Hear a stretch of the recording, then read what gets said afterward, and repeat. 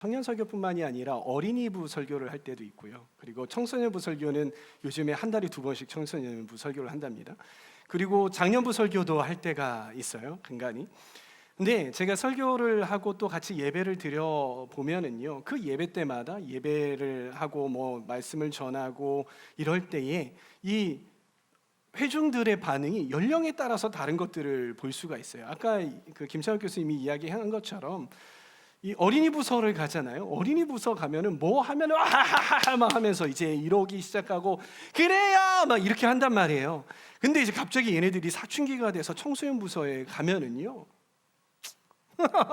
쳐다보지도 않고 엉덩이 뒤로 쭉 빼서 앉아가지고 고개 푹 숙이고 모자 쓰고 와서 막 이러고 있다가 그렇냐 안 그렇냐 얘들아 막 이러면은 그제서야 그래요 막 이 정도의 반응들을 한답니다.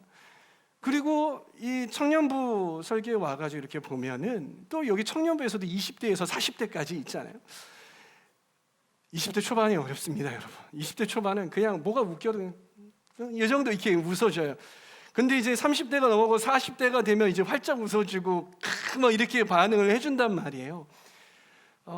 연령에 따라서도 이렇게 모두 다 그런 건 아니지만 연령에 따라서도 그렇기도 하고 또 연령에 따라서 그렇다고 하더라도 그 안에서도 누군가는 막 이렇게 잘 반응해 주는 사람이 있는가 반면에 누군가는 잘 반응을 못하는. 그런데 예배 시간에도 마찬가지. 그러니까 찬양 시간에도 보면은 막 찬양하고 막 뛰고 막 이러한 반응을 하는 사람들이 있는가 반면에 예배 시간에 앉아가지고 이렇게 하고 있는 사람들도 있다라는 것을 보게 되었다는 것이죠.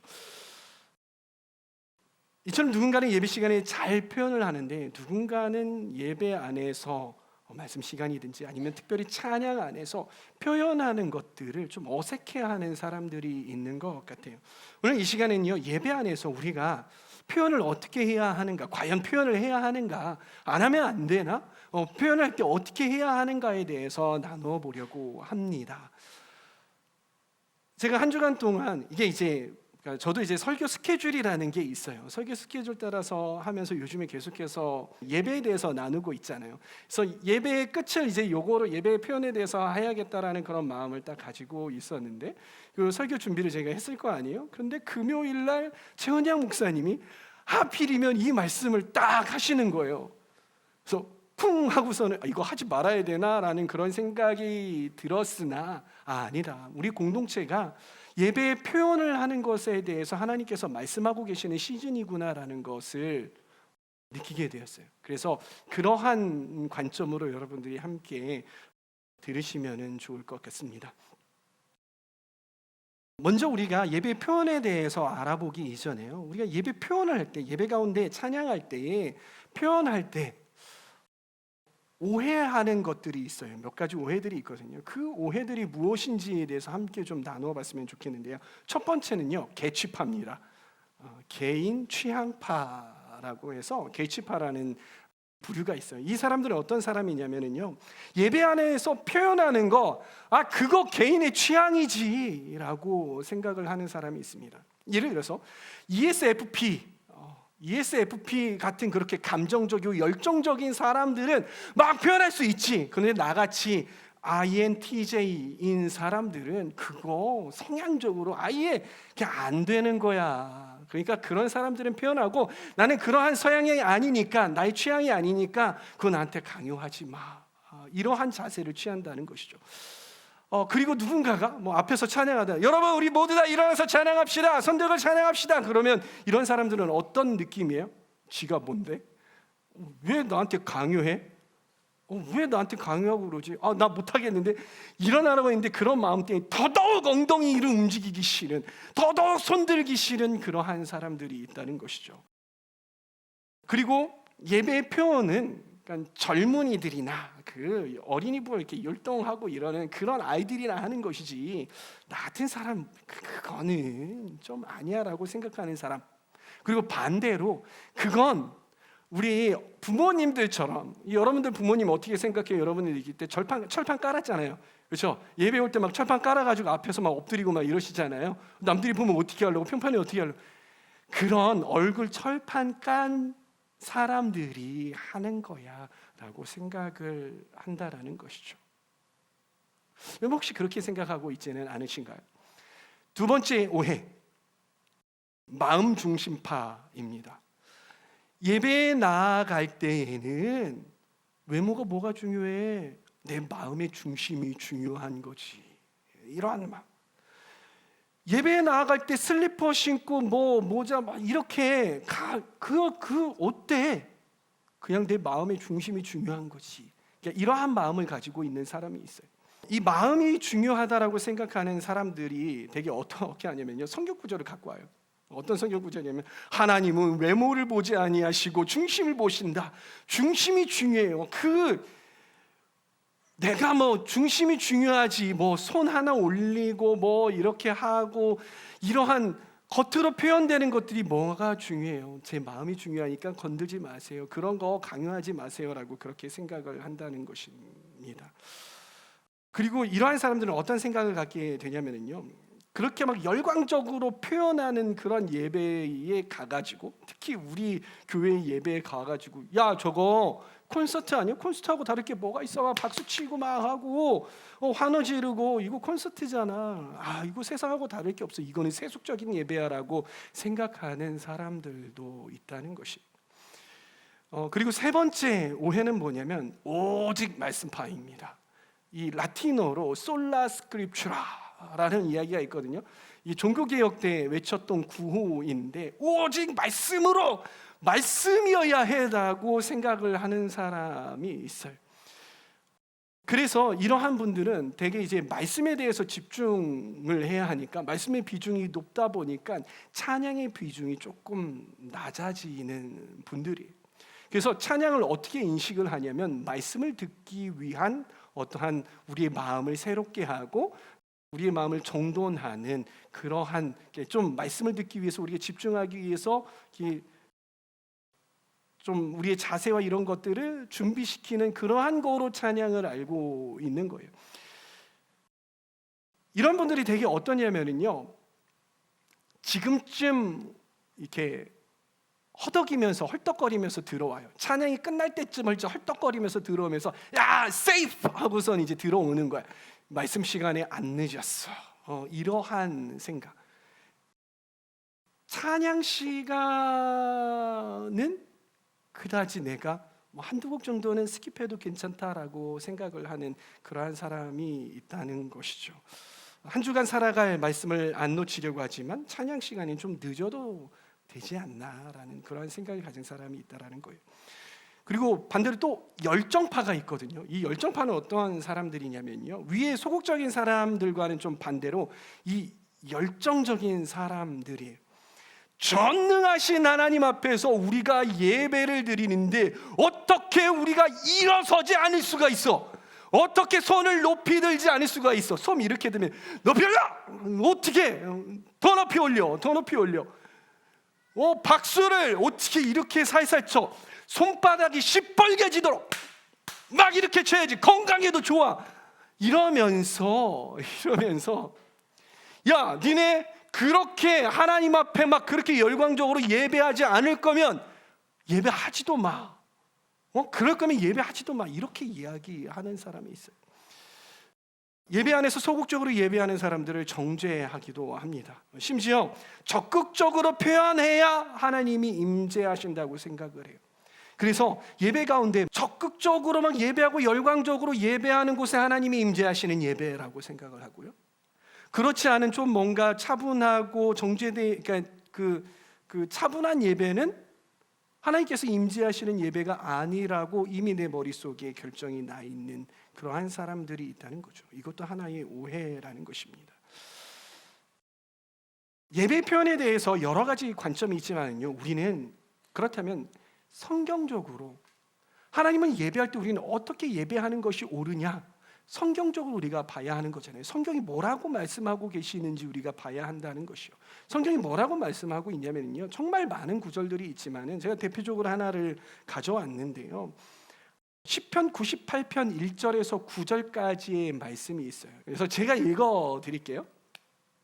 새 노래로 주님께 찬송하여라. 주님은 기적을 일으키시는 분이시다. 그 오른손과 거룩한 팔로 구원을 베푸셨다. 주님께서 베푸신 구원을 알려주시고 주님께서 의로우심을 문나라가 보는 앞에서 드러내 보이셨다. 이스라엘 가문에 베푸신 인자하신 성실하심을 기억해 주셨기에 땅끝에 있는 모든 사람까지도 우리 하나님의 구원하심을 볼 수 있었다. 온 땅아 소리 높여, 어떻게 해요? 소리 높여 즐거이 주님을 찬양하여라. 함성을 터뜨리며 즐거운 노래로 찬양하여라. 수금을 뜯으며 주님을 찬양하여라. 수금과 아우르는 악기들을 타면서, 이 아우르는 악기는 음성을 뜻해요. 음성으로 찬양하여라. 왕이신 주님 앞에서 나팔과 뿔나팔 소리로 환호하여라. 바다와 거기 가득 찬 것들과 세계와 거기 살고 있는 것들도 뇌성치듯, 어떻게? 뇌성치듯 큰 소리로 환호하여라. 강들도 손뼉을 치고 산들도 함께 큰 소리로 환호성을 올려라. 주님께서 오신다. 그가 땅을 심판하러 오시니 주님 앞에 환호성을 올려라. 그가 정의로 세상을 심판하시며 문나라를 공정하게 다스리실 것이다. 이 말씀에서 나온 것들을 제가 정리하자면, 우리가 어떻게 하나님을 예배해야 하냐? 새 노래로 찬양을 해야 되고요, 소리 높여서 즐거이 함성을 터뜨리면서 즐거운 노래로 수금과 음성과 나팔과 뿔나팔과 큰 소리로 손뼉을 치고 환호성을 치면서 찬송하라고 나와 있는 거죠. 이게 성경에서 우리가 어떻게 표현해야 하는가를 보여주는 대표적인 구절이 아닌가 생각이 됩니다. 성경적인 찬양 그리고 예배의 모습은요, 어떤 절제되어 있고 조용하고 우리가 가만히 앉아서 그렇게 드리는 예배이기보다요, 적극적인 표현이 있는 예배, 뭔가 조용한 예배라기보다는 정말 시끄러울 수 있는 그러한 예배다라는 것이에요. 하나님께서 그러면 왜 우리에게 이렇게 예배를 드리라고 하실까? 말씀을 통해서 왜 우리에게 이러한 예배를 드리라고 하실까라는 거예요. 제가 말씀을 이렇게 쭉 찾아봤어요. 그런데 니네가 이래 해서 손을 들고 찬양해, 그 이래 해서 뭐 해야 되고, 이거를 명확하게 정의해 주는 구절을 제가 찾지를 못했어요. 혹시 여러분이 성경 읽다가 그런 구절이 있으면 저희한테 알려주세요. 제가 수정을 할게요. 근데 저는 찾지를 못했어요. 그런데 제가 이 말씀을 묵상을 하면서, 하나님 도대체 왜 이렇게 우리가 시끄럽게, 어떻게 보면 시끄러울 수 있고 소란스러울 수 있는 그런 예배를 드려야 될까? 그냥 가만히 앉아서 드리는 게 아니라 막 손 들고 뛰고 춤추면서 그런 예배를 주님께서 원하십니까를 묵상하고 주님께 여쭈었어요. 그런데 하나님께서 이러한 마음을 주시더라고요. 무슨 마음이냐면, 제가 퇴근해서 집에를 가잖아요. 이거 뭐 저번 주에도 이야기한 것 같은데, 퇴근해서 집에 들어가면 아이들이 있어요. 아이들이 막 텔레비전을 보고 있습니다. 그러면 제가 딱 들어가면 아이들의 반응이 어떨까요? 소파에 앉아있다가 텔레비전을 보다가 아빠 왔어? 오셨어요? 쳐다보기라도 하면 정말 감사해. 아빠 왔어요. 이렇게 한다고요. 그러면서 이 아이들이 TV에 빠져 있고 이러니까 저하고 깊은 교제의 대화를 할 수 있을까요? 아니요. 깊은 대화를 할 수 없어요. 그냥 보는 거야. 아빠 왔어. 아빠 왔다고 그냥 안아줘. 안아주는데 얘네들의 목은 TV에 가 있어 이미. 그러면서 아이들을 놓아주고 저는 이제 저의 할 일들 씻고 뭐하고 이렇게 하는 거죠.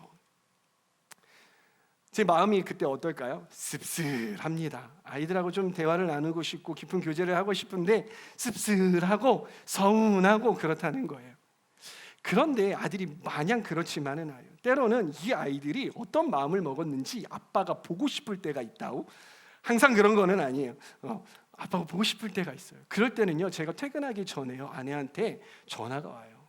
여보, 시원이가 한결이가 할 말이 있대요. 그래서 그러면 이 전화기 너머로 무슨 이야기가 들리냐면, 아빠 보고 싶어요, 빨리 와요, 이러한 이야기를 하는 거예요. 그러면 막 제 마음이 이제 뿌듯하죠. 그래서 이제 퇴근을 해서 집에 들어가잖아요. 집에 들어가면 이 아이들이 벌써 기다리고 있어. 띡띡띡띡띡 하고서 누르면은 벌써 막 앞에 와 있는 거야. 문을 딱 열면 어떨까요? 아빠 왔다! 아빠 왔다! 하고서는 뛰면서 환호성을 지르면서 한단 말이에요. 그럼 제가 딱 들어가면 아빠를 막 와락 안고서는 이렇게 한단 말이에요. 그러면서 이 아이가 저의 손을 잡고 아빠 나랑 놀아줘야 돼 하고서는 저를 이끌고 자기의 방으로 가요. 아빠 나 이거 만들었다 하고서 자기가 만든 로봇을 막 보여주면서 막 이러는 거야. 막 같이 대화를 나누고 그랬어 오늘 잘 지냈어? 잘 지냈어? 아빠 최고야 막 하면서 이러는 거예요. 그러다가 막 이제 아빠가 이렇게 놀아주고 막 때로는 아빠 등에 올라타고 막 이러고 안고 이러한 시간들을 보내는 거죠. 그러한 시간들을 보내다가 이 아이들의 반응이 어떤지 아세요? 아빠가 잘 놀아주고 아빠하고 이제 소통이 깊어지고 좋으니까 아빠 최고, 막 아빠가 세상에서 제일 힘세, 우와 막 이러면서 아빠가 제일 힘세고 아빠가 최고고 세상에서 아빠가 제일 좋아. 그리고 귀에다가 살짝 대고서는 엄마보다 아빠가 더 좋아 지금은 막 이러한 이야기도 막 내 귀에다가 하고 막 이런 그 시간에 막 아빠를 막 찬양을 하는 거야. 막 소리를 높여서 막 이러는 거예요. 그러면 아빠가 어때요? 기분이 막 너무 좋은 거야. 막 으쓱하고 그럼 그래 내가 너의 아빠지. 내 일에서 너네들을 키운다. 이러한 마음들을 갖는 거죠. 그러면서 이 아이들과 유대감이 깊어지고 이 아이들은 아빠가 어떠한 아빠인지 배우게 되고 저는 이 아이들에게 가르칠 것들을 가르치고 안아주고 더 사랑해주고 이러한 시간들을 보내는 거예요. 사랑하는 처녀 여러분, 하나님 아버지께서 우리 예배 시간에 이러한 관계를 원한다고 생각하시지는 않으십니까? 이 예배 시간이 단순히 와가지고 우리가 형식적으로 이렇게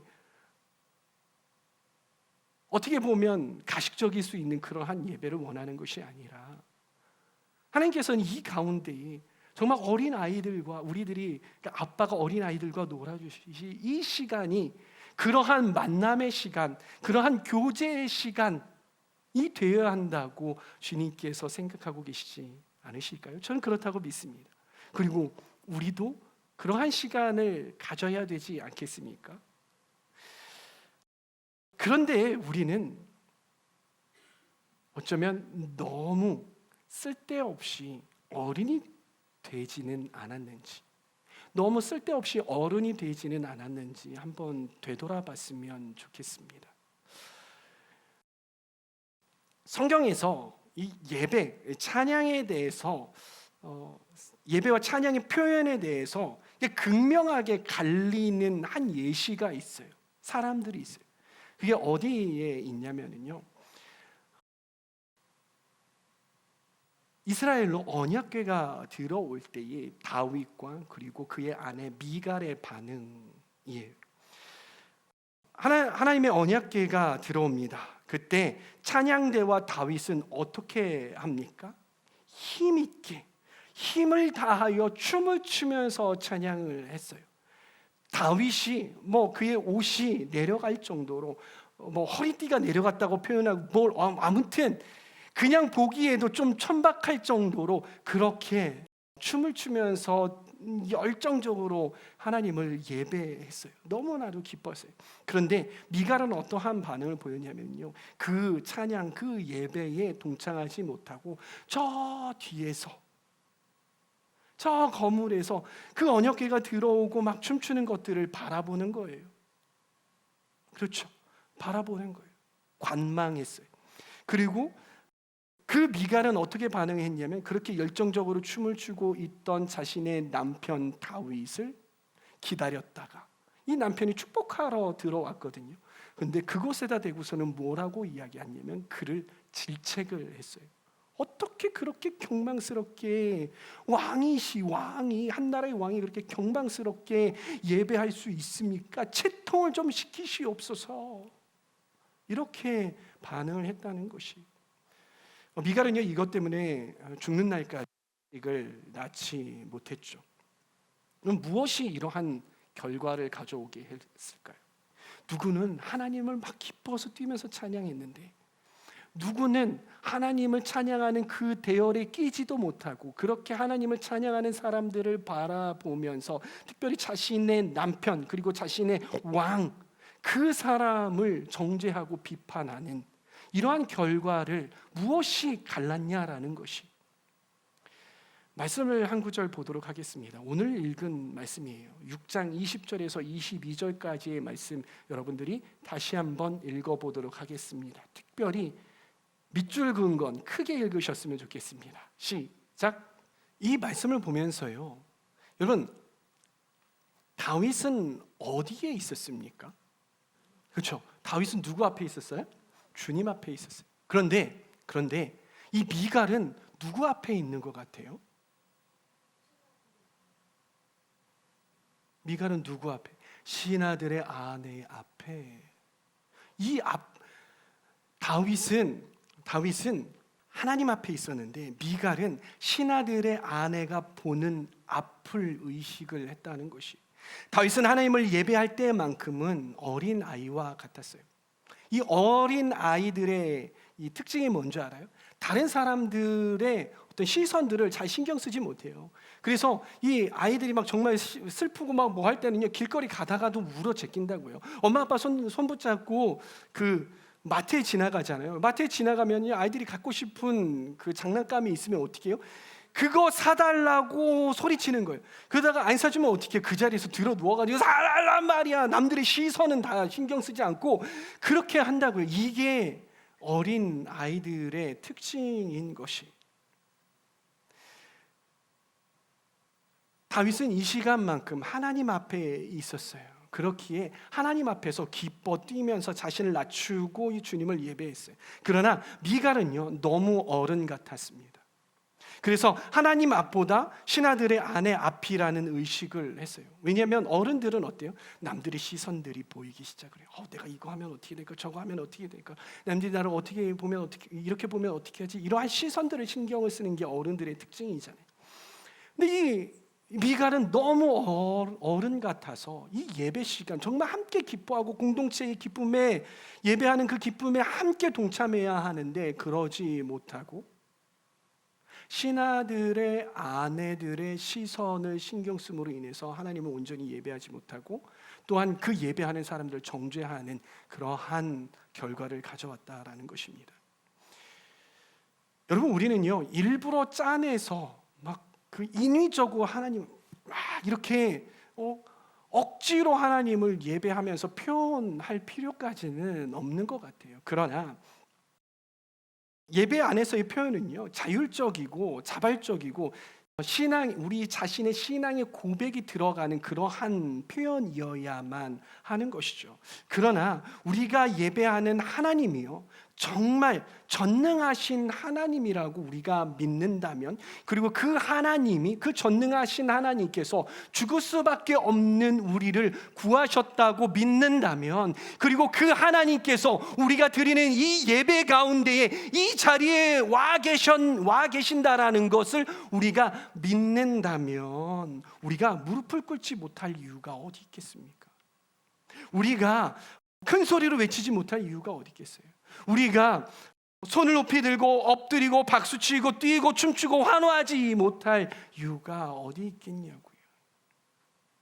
우리가 전능하신 하나님 앞에 있다고 믿는다면요, 하나님 앞에서 겸손하게 우리가 하나님께 열려 있어야 하는 거예요. 그 하나님께 우리의 온 마음과 온 몸과 모든 가진 것들로 주님 앞에 반응해야 하고 반응할 수밖에 없는 것이죠.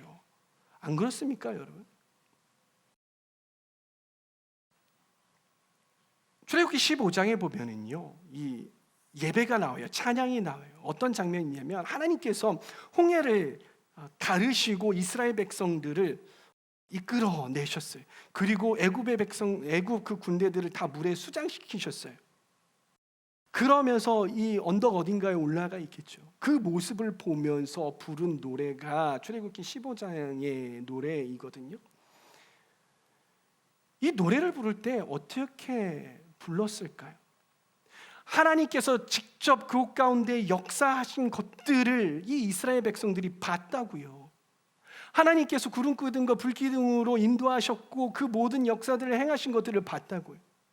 근데 하나님은 위대하시다, 모든 말과 조건을 죽이셨네, 할렐루야, 이렇게 불렀을까요? 그렇지 않을 거예요. 뛰며 춤추면서 박수치면서 우와 대박, 하나님께서 정말 놀라운 일들을 행하셨어 하면서 아주 소란스럽게 요란스럽게 춤추면서, 꽹가리가 있으면 꽹가리 두들기고 막 나팔 불면서 하나님 승리하셨다, 우리 하나님 승리하셨다라고 목청껏 외쳤을 거예요. 성대결절 나니까 나는 좀 적게 할까 이러지 않았다고요. 나는 내 취향이 손을 막 이렇게 높이 드는 거 힘들게 이러지 않았을 거라고요. 모든 백성들이 일괄적으로 모두 다 함께 그렇게 하나님을 높여드리며 정말 소란스럽게 찬양하고 표현을 했을 거란 말이에요. 그렇게 할 수밖에 없었을 거예요. 여러분, 우리가 그렇게 하나님을 찬양할 수 없는 이유는 무엇이냐면요, 우리가 믿는 하나님은 위대한 분이 아니셔라고 혹시 믿고 있지는 않습니까? 그저 그런 하나님이라고 여기고 있지는 않느냐라는 거예요.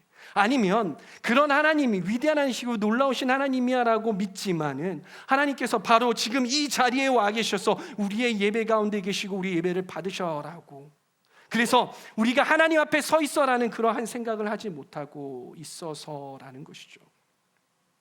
그러니까 취향 따지고 남의 눈치 보게 되고 나의 평판과 나는 이런 사람이야라는 생각이 앞서게 되는 거예요.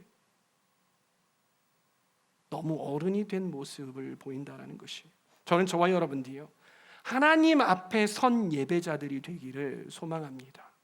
그래서 어린 아이가 아버지를 안고 아버지가 왔을 때 반갑게 춤추면서 아빠를 향해서 환호하고 아빠를 칭찬하는 것 같이 우리도 하나님 앞에서 그렇게 하나님을 찬양하고 뛰며 춤추고 환호하고 박수치며 그렇게 표현하며 나아갈 수 있는 그러한 예배자들 되기를 소망합니다.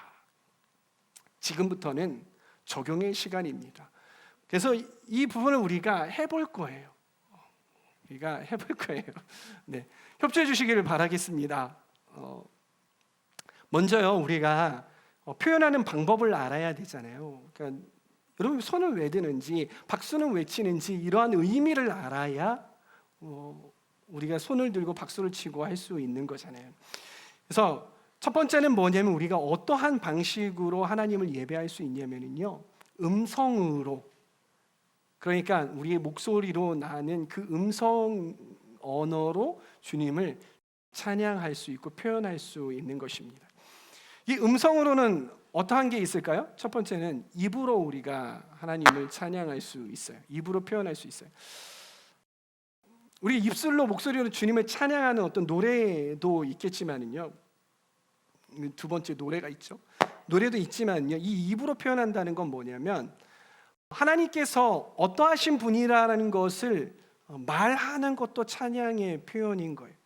나의 삶 가운데 어떤 놀라운 일을 행하셨고 어떤 감사한 일을 행하셨는지를 표현하는 것이, 이것이 찬양이 될 수 있어요. 큰 소리로라는 이 단어가 이제 외치다, 선포하다라는 그러한 뜻인데, 이게 할랄이라는 단어거든요. 이 할랄이라는 단어는요, 칭찬하다, 자랑하다인데 이게 어떠한 뜻이 있냐면요, 바보스럽게 시끄럽게 하다. 그러니까 막 바보, 난 뭐 이렇게 바보들이 어떤지 모르겠는데 바보들이 막 그러나 봐, 막 소리치고 막 이러나 봐. 그게 할랄, 찬양하다, 그런 의미다라는 거 여러분 기억하시기 바래요. 바보가 되면 어떻습니까? 하나님을 찬양하는데 다윗 막 옷 내려가고 그랬는데 어떻습니까? 할렐루야? 네, 아멘. 주님을 찬양합시다. 우리 은혜 받는다고 하잖아요. 네, 찬양하며 나아갈 때 은혜를 받는데 그냥 앉아가지고 목소리로만 찬양할 때 하고 손뼉 치면서 찬양할 때, 손들대 하고 찬양할 때 하고 이게 다르대요. 그리고 그냥 박수 치면서 찬양할 때 하고 춤추며 찬양할 때, 뛰며 찬양할 때의 어떠한 우리의 몸에서 인식되고 그러한 경험들이 다르다라는 것들을 그런 학자들의 연구가 있었어요. 그래서 잘 표현하면 또 좀 더 깊은 경지로 하나님을 경험할 수 있는 그러한 것들도 여러분이 개발되니까요, 잘 표현할 수 있는 저와 여러분들 되었으면 좋겠습니다.